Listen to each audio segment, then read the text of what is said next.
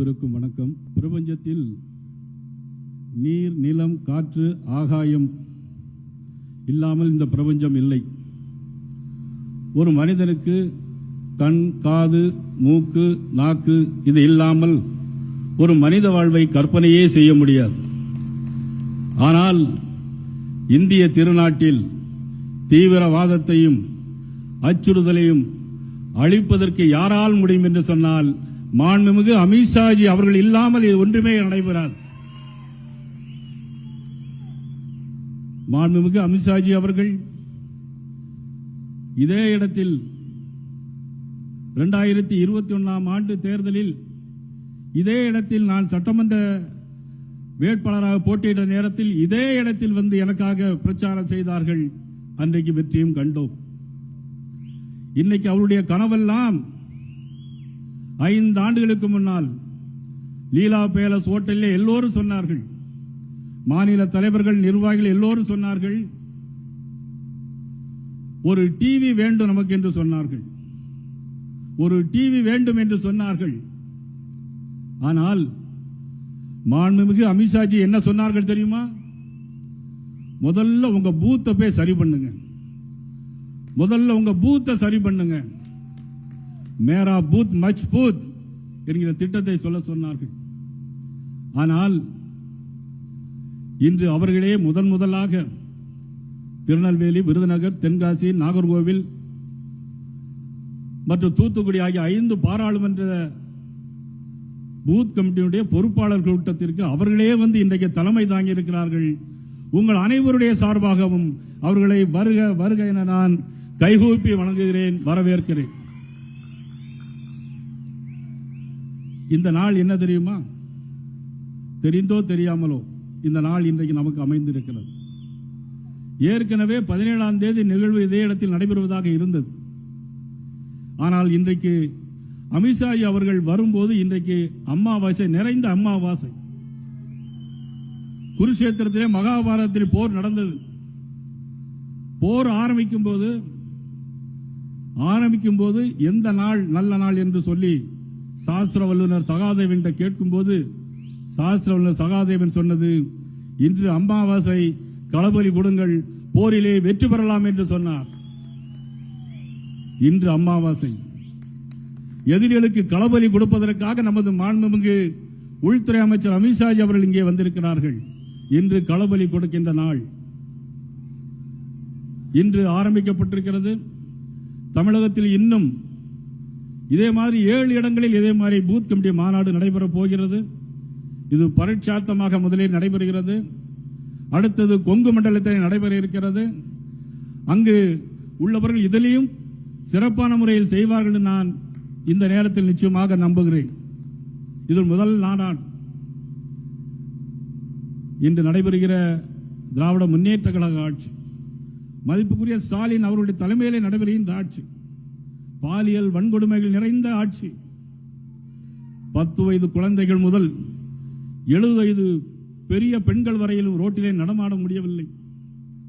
2 தினங்களுக்கு முன்பாகவே கரூரிலே ஒரு விஓ மணல் கடத்த சென்றார் என்பதற்காக ஒரு பெண் விஓவை வீட்டிலே போய் அவர்களின் மார்பிலே மிதித்து அடித்திருக்கிறார்கள். எஃப்ஐஆர் ஆக போடப்பட்டிருக்கிறது. ஸ்டேஷனிலே லாக்அப் டெத்துகள் 24 லாக்அப் டெத்துகள் நடைபெற்றிருக்கிறார்.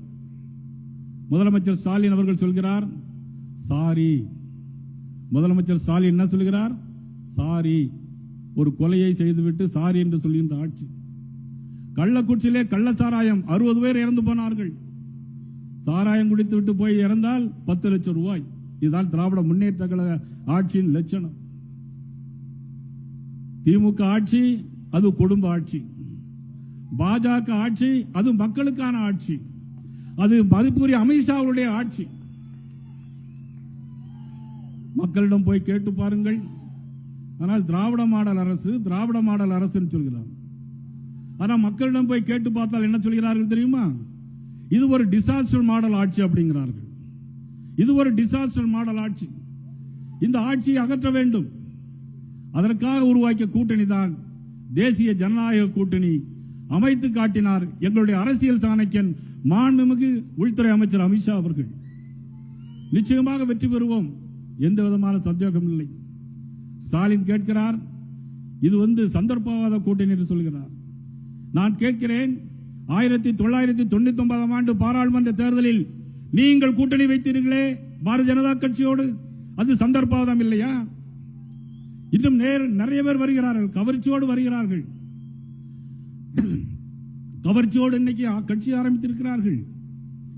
ஆனால் அந்த மேடையின் வாயிலாக சொல்லுகிறேன், 2026 தேர்தல் அது மாண்புமிகு அமித்ஷா அவர்கள் அமைத்து கொடுத்த கூட்டணி, தேசிய ஜனநாயக கூட்டணி வெற்றி பெறக்கூடிய ஆட்சியாக நிச்சயமாக அமையும் என்பதில் எந்த விதமான சந்தேகம் இல்லை.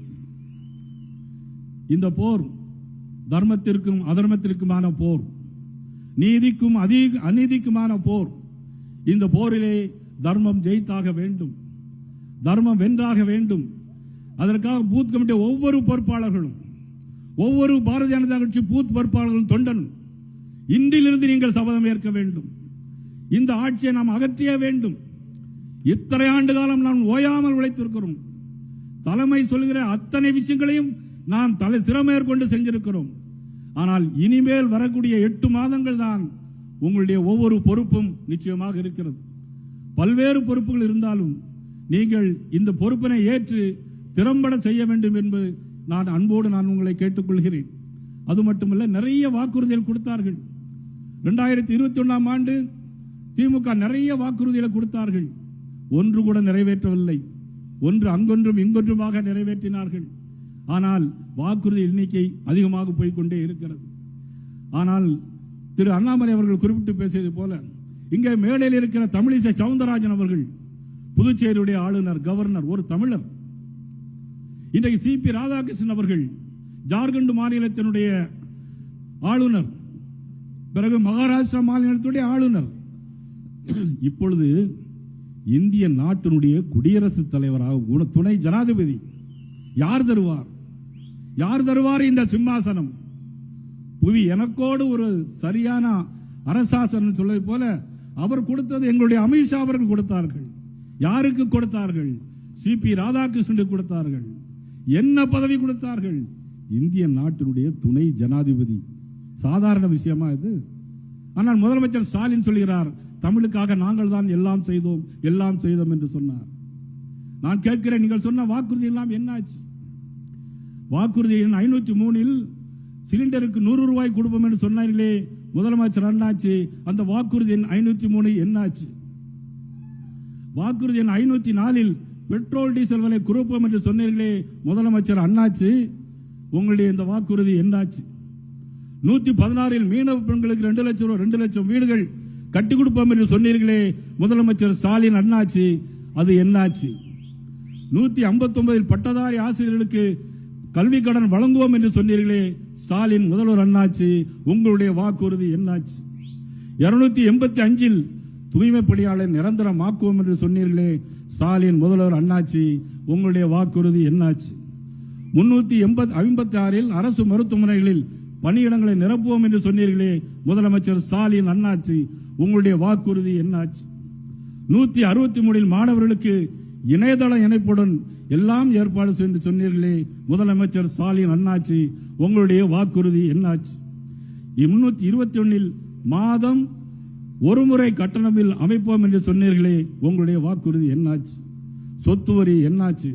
மின் கட்டண உயர்வு என்னாச்சு? இன்னைக்கு மின் கட்டணத்தை பார்த்தாலே சாக்கடிக்கும், தொட்டாலே சாக்கடிக்கும், ஆனால் பார்த்தாலே சாக்கடிக்கும். 187 அரசு அலுவலகங்களில் 3 லட்சம் பேர்களுக்கு வேலை வாய்ப்பு கொடுப்போம் என்று சொன்னீர்களே முதலமைச்சர் ஸ்டாலின், அண்ணாச்சு உங்களுடைய வாக்குறுதி என்னாச்சு? வாக்குறுதி 50 ஒன்றியந்தோறும் தானிய கடன் அழைப்போம் என்று சொன்னீர்களே முதலமைச்சர் ஸ்டாலின், அண்ணாச்சு உங்களது வாக்குறுதி என்னாச்சு? 183 பகுதி நேர ஆசிரியர்கள் அனைவருக்கும் பணி நிரந்தரம் செய்வோம் என்று சொன்னீர்களே முதல்வர் ஸ்டாலின், அண்ணாச்சு உங்களுடைய வாக்குறுதி என்னாச்சு? இன்னும் சொல்லிக்கொண்டே போனால் இன்னும் 400 வாக்குறுதிகளை சொல்லிக்கொண்டே போகலாம். அது மட்டுமல்ல, வாக்குறுதி கொடுப்பது அவருடைய வழக்கம், தேர்தல் முடிந்து அதை மறப்பது அவருடைய வழக்கம். வாக்குறுதி கொடுப்பது அவருடைய வழக்கம், தேர்தல் முடிந்த பிறகு அதை மறப்பது அவருடைய பழக்கம். அது என்ன சொல்ல பாரால், நீங்கள் யார் கூட என்று கேட்டால் நீ யார் என்று கூட கேட்பார்கள். இதுதான் வாக்குறுதி. இப்படிதான் தமிழ்நாட்டை ஏமாற்றிக் கொண்டிருக்கிறார். எத்தனை காலம்தான் இந்த தமிழ்நாட்டை ஏமாற்ற முடியும்? சத்தியம் தவறாத உத்தமர் போலவே நடிக்கிறார், பல வகையில் சமயம் பார்த்து கொள்ளை அடிக்கிறார். இது புரட்சித்தில் எம்ஜிஆருடைய பாட்டு. ஆக இந்த நிகழ்ச்சியில் கலந்து கொண்ட அண்ணன் ஹெச்ஆர் அவர்கள், அண்ணன் பொன்னார் அவர்கள், திருமதி வானதி சீனிவாசன் அவர்கள், அண்ணன் பிரபல நடிகர் அண்ணன் சரத்குமார் அவர்கள், நமது இன்சார்ஜ் மேனர்ஜி அவர்கள், நமது கோ இன்சார்ஜ் நமது சுதாகர் ரெட்டிஜி அவர்கள், சட்டமன்ற உறுப்பினர் எம்எல்ஏ அண்ணன் காந்தி அவர்கள் மற்றும் நிகழ்ச்சியில் கலந்து கொண்ட முன்னாள் சட்டமன்ற உறுப்பினர் விஜயதரணி அவர்கள், இன்னும் பொது நமது அண்ணாமலை அவர்கள், அனைவருக்கும் எனது மனமார்ந்த நன்றியை தெரிவித்துக் கொண்டு, இன்னும் கவனமாக 8 மாதங்கள் செயல்பட வேண்டும் என்று நீங்கள் தயவு செய்து யாரும் பூத்தை மட்டும் மறக்காது. நீ எந்த கட்சியில எந்த பொறுப்புல மாநில பொதுச் செயலாளராக இருக்கலாம், மாநில தலைவராக இருக்கலாம், ஆனால் பூத்தை மட்டும் மறக்காது என்ப ஒரு வரிகளை உங்களுக்கு நினைவூட்டி, மறக்காதே பூத்தினை மறக்காதே, மறக்காதே பூத்தினை மறக்காதே, கட்சி பதவிகள் பல இருந்தாலும் சொந்த பூத்தினை மறந்து விடாதே, மறக்காதே பூத்தினை மறக்காதே. சிந்தித்து பார்த்து வேகத்தை கூட்டு, கிளையினை முழுசா அமைச்சுக்கோ, சிந்தித்து பார்த்து வேகத்தை கூட்டு, கிளையினை முழுசா அமைச்சுக்கோ, குறைகள் ஏதேனும் இருந்து விட்டால் அதை உடனே திருத்தி மாத்திக்கோ, மறக்காதே பூத்தினை மறக்காதே, மறக்காதே பூத்தினை மறக்காதே. ஓட்டை வாங்க நோட்டை கொடுக்கும் கட்சிகள் இருக்கு புரிஞ்சுக்கோ, ஓட்டை வாங்க நோட்டை கொடுக்கும் கட்சிகள் இருக்கு தெரிஞ்சுக்கோ, கவர்ச்சி கட்சியும் இருக்கு புரிஞ்சுக்கோ, கிளையின் கமிட்டி பலமாய் அமைந்தால், கிளையின் கமிட்டி பலமாய் அமைந்தால் வெற்றி நிச்சயம் புரிஞ்சுக்கோ, மறக்காதே பூத்தினை மறக்காதே, மறக்காதே பூத்தினை மறக்காதே. பாஜக ஆட்சி நெருங்குவதால் இனி அலட்சியம் இருக்க கூடாது, பாஜக ஆட்சி நெருங்குவதால் இனி அலட்சியம் இருக்க கூடாது. எல்லா கிளையிலும் தாமரை மலர்ந்தால் திமுக ஆட்சியில் இருக்காது, லஞ்சமும் ஊழலும் இருக்காது. எல்லா கிளையிலும் தாமரை மலர்ந்தால் திமுக ஆட்சி இருக்காது, லஞ்சாதே பூத்தினை மறக்காதே. உழைக்கிற நோக்கம் உறுதியாயிட்டா, நீங்கள் உழைக்கிற நோக்கம் உறுதியாயிட்டா வெற்றியை யாரும் தடையாது, மறக்காதே பூத்தினை மறக்காதே. பூத்தினை மறக்காமல் பெரிய பதவிகள் இருந்தாலும் சொந்த பூத்தினை மாதத்திற்கு ஒரு நாள் ஒரு 5 மணி நேரம் செவ்வாய்க்கிழமை தோறும் உங்க பூத்தை பலப்படுத்துங்க. நீங்கள் உள்துறை அமைச்சர் அமித்ஷா அவர்களுக்கு நாம் இன்றைக்கு உத்தரவாதம் கொடுத்திருக்கிறோம். இறுதியாக 7 பூத் கமிட்டி மாநாடுகள் முடிந்த பிறகு சென்னையில் மிகப்பெரிய நாடு 8 லட்சம் பேர்கள் சந்திக்கின்ற ஒரு மாநாடாக சென்னையில் இறுதி மாநாடு நடைபெற வேண்டும். அதிலும் உள்துறை அமைச்சர் அமித்ஷா அவர்கள் கலந்து கொள்ள வேண்டும் என்று அன்போடு கேட்டு, உங்கள் அனைவருக்கும் அதிலும் குறிப்பாக இந்த ஜெயபிரகாஷ் அவர்கள் இந்த பூத் கமிட்டி மாநாட்டுக்கு முழு பொறுப்பாக இருந்து எல்லா ஏற்பாடையும் செய்தார்கள். அவர்களோடு முரளி, நமது மாவட்ட தலைவர் பலவேசம், தமிழ்ச்செல்வன் அனைவரும் சிறப்பான முறையில் பணியாற்றினார்கள். இவ்வளவு வெயிலிலும் நீங்கள் வந்து நடந்து கலந்து கொண்டதற்கு நன்றியை தெரிவித்துக் கொள்வதோடு, மதியம் வரையிலும் சூரியன் சுட்டரித்துக் கொண்டிருந்தது. மதிப்புக்குரிய அமித்ஷா அவர்கள் வருகிறார் என்று சொன்ன உடனே அந்த சூரியனே மறைந்து போய் இப்பொழுது மழை வரப்போகிறது. இனிவரும் காலம் நம்முடைய காலமாக இருக்கும். இந்த தூத்துக்குடி, கன்னியாகுமரி, விருதுநகர் அனைத்து மாவட்ட தலைவர்களுக்கும் எனது மனமார்ந்த நெஞ்சார்ந்த நன்றியை தெரிவித்து மீண்டும் சந்திக்கிறேன். நன்றி, வணக்கம்.